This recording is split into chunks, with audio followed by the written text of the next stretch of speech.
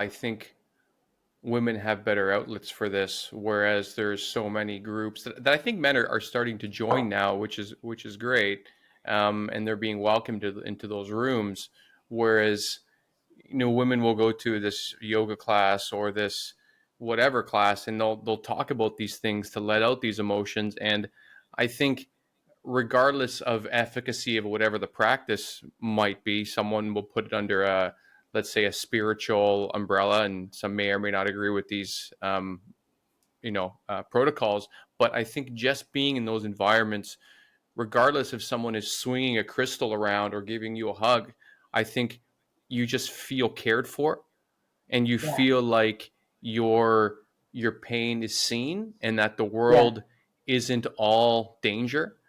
And I Yeah. think, unfortunately, some men that I think would have more pain to exercise and emotion to let out, I think they end up in these men groups that continue to tell them, yes, we have to go into the woods and lift logs together. And I think, but again, if somewhere in that protocol of lifting logs and painting each other or whatever, if there's an element of care, I think the need to belong, to speak to your point on isolation and loneliness, I think as long as we can find a place for us to belong, I think it keeps us wanting to exist. And unfortunately, too many groups for men right now. You can talk about your Andrew Tates or your incel communities or all these more corrosive, dangerous sort of groups.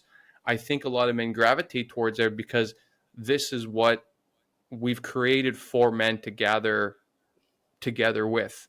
And I think as we start creating more male spaces that are safe and supportive and helpful, and just letting men make their own decisions instead of telling them what they should Mm. be and how they should act. I Mm. think all of society is doing that to men.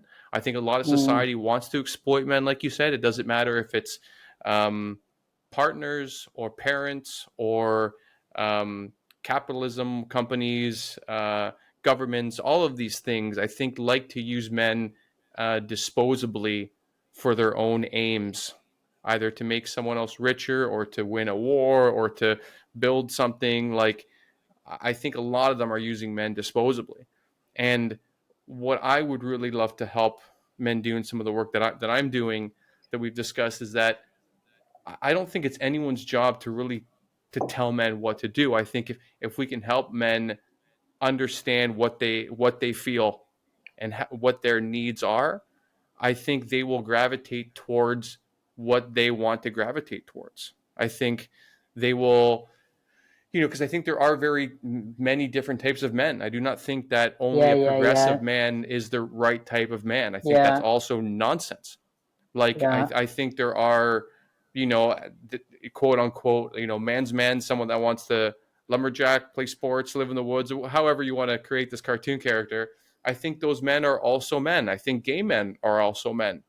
And if we just allow men and teach men or boys that, yeah, if you have a need, then you can explore that need and what it is and be supportive of that. But in that, it will also always be hard to manage our emotions. There was a men's group I was in a couple of years ago, and one lovely guy from Mexico, he was saying, like, okay, so I'm trying to allow myself to have all of these feelings, and I am, but now what the fuck do I do with them? And I think that is the greatest question, because it is difficult. There are therapists that say when men or women come to their office, some need tightening and some need loosening. Like, Yeah. this is Yeah. everyone. This is a balance that as humans we have to struggle with, and it's never going to be easy, but it's so much harder when we pretend that these things don't exist.